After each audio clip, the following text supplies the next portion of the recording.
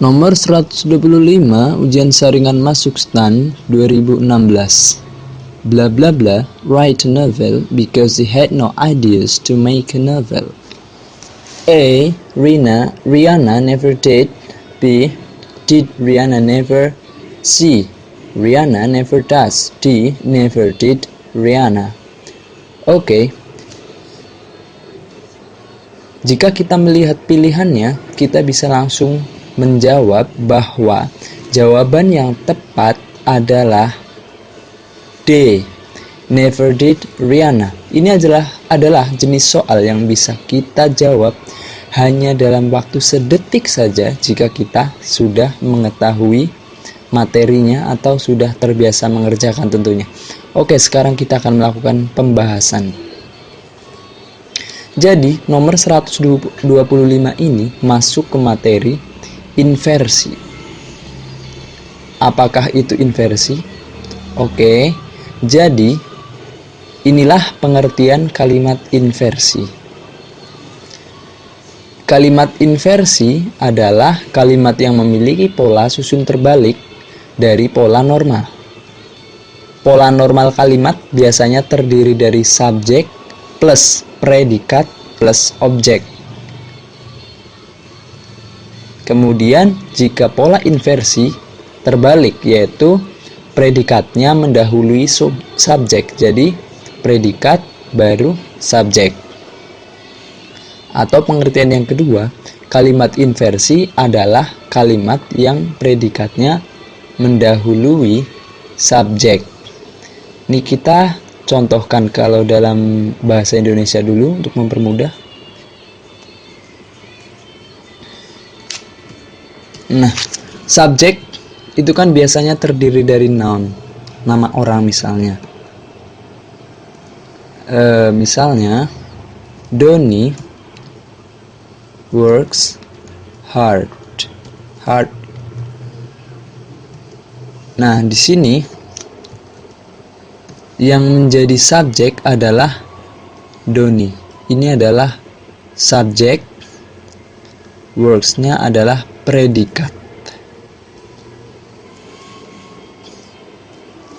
Lalu bisa juga Doni is a student. Di sini Doni sebagai subjek, is sebagai predikat. Jadi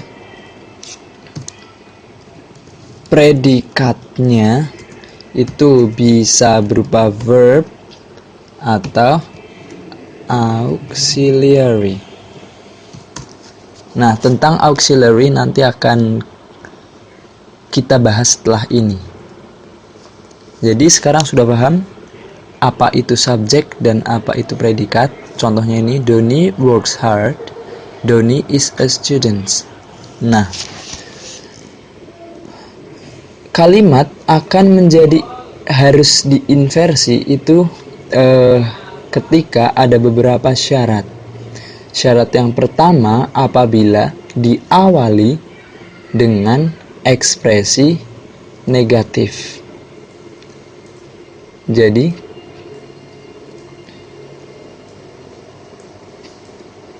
kalimat harus diinversi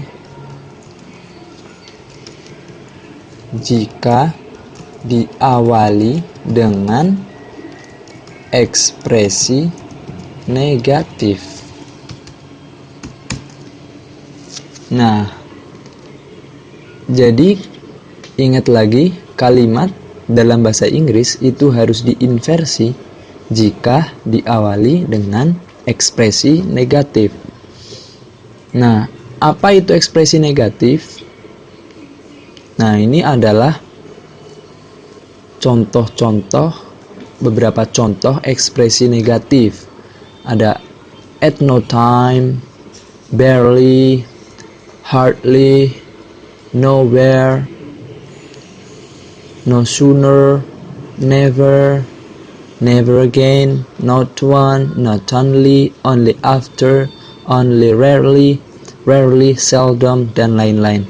Jadi, apabila ada kata-kata ini di awal kalimat, maka kalimatnya harus diinversi. Setelah itu kita harus tahu rumus penggunaan dari inversi ini. Jadi diawali dengan ekspresi negatif ini yang ada di atas, kemudian diikuti oleh auxiliary verb. Tadi auxiliary verb adalah sebuah predikat, baru diikuti oleh subjek, dan verbnya ada di belakang setelah subjek. Oke, ingat-ingat lagi, ekspresi negatif salah satu di antara ekspresi negatif ini, lalu diikuti oleh auxiliary verb atau modal, dan diikuti oleh subjek. Nah, ini yang menyebabkan itu disebut inversi karena auxiliary-nya ada di depan atau mendahului subjek. Nah, setelah itu kita harus tahu apa saja yang termasuk auxiliary verb. Nah, ini adalah contoh auxiliary verb. Terdiri dari do, does, did, had, have, has. Ada modal juga will, would, shall, dan lain-lain. Selain itu juga ada is, am, are, was, were. Oke. Sekarang kita ke contoh.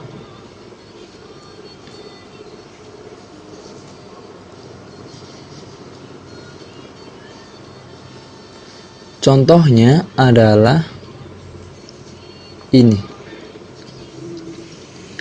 Contoh. Never have so many people been unemployed as today. Nah, ini ada never. Never salah satu ungkapan negatif, ada di awal kalimat. Ekspresi negatif adalah never. Maka setelah never harus, tadi setelah ekspresi negatif harus diikuti oleh auxiliary verb. Maka setelah never harus diikuti oleh auxiliary verb. Di sini salah satunya adalah have. Nah, jadi di sini never sebagai ungkapan negatif atau ekspresi negatif, have sebagai auxiliary verb. Terus ini ada keterangan. Ini nggak berpengaruh ya. Terus di sini ada people sebagai subjek.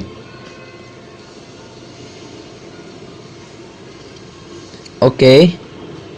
Jadi di sini ungkapan negatif auxiliary subject. Never have so many people been unemployed as today. Nah, ini apabila never-nya kita letakkan di tengah-tengah, tidak di awal kalimat, menjadi kalimat biasa. So many people have never been unemployed as today. Ini adalah subjek di depan, ada have, auxiliary-nya terletak setelah subjek alias kalimat biasa. Contoh kedua, ada not only, salah satu ekspresi negatif. Ini not only. Ini dia not only. Not only sebagai ekspresi negatif. Setelah itu harus diikuti oleh auxiliary. Ini does. Does, oke. Not only does John remember, John sebagai subjek, remember his children but also his beloved wife. Nah, apabila not only-nya tidak di awal, maka menjadi kalimat normal. John not only remembers his children, but also his beloved wife. Oke, sekarang kita kembali ke soal. Di sini, yang satu-satunya yang terdapat ungkapan negatif hanyalah D. Pilihan D. Di sini ada never, lalu diikuti oleh auxiliary verb. Ini ada di sini. Kemudian Rihanna sebagai subjek. Maka sudah pasti jawabannya adalah D. Untuk meyakinkan, mari kita eliminasi jawaban A, B, dan C. Sekarang kita lihat yang A. Rihanna never did. Rihanna sebagai subjek, apabila ini kalimat normal, Rihanna sebagai subjek, never. Karena ini kalimat positif, Tidak perlu pakai did. Langsung aja Rihanna never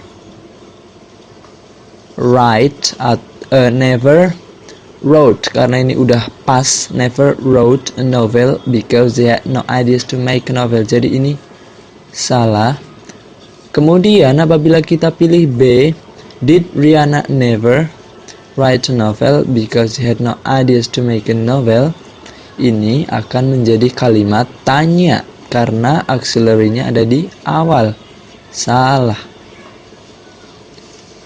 Nah, kalau yang C sama seperti pilihan yang A. Kalimat positif tidak perlu did atau does. Jadi jawaban yang paling tepat adalah D. Nah, di soal lain itu biasanya tidak ada pilihan yang seperti ini, yang pakai auxiliary, ada did, ada does seperti ini, terus ada satu ungkapan negatif.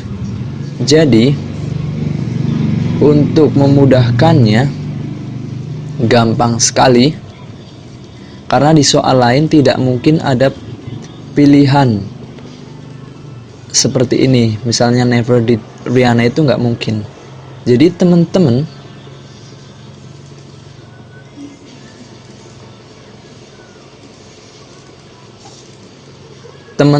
hanya perlu mengingat triknya, hanya perlu mengingat ekspresi negatifnya saja.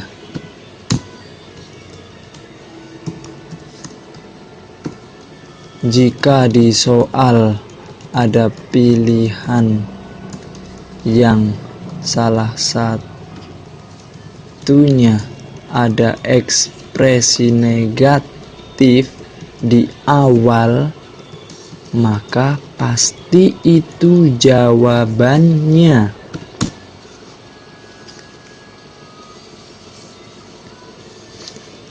Jadi nomor 125, kita tidak perlu baca soal, langsung saja lihat pilihannya A, B, C, D. Oh, ternyata hanya D yang terdapat ungkapan negatif dan itu terletak di awal, maka langsung saja jawab D. Di soal model lain tidak mungkin ada pilihan seperti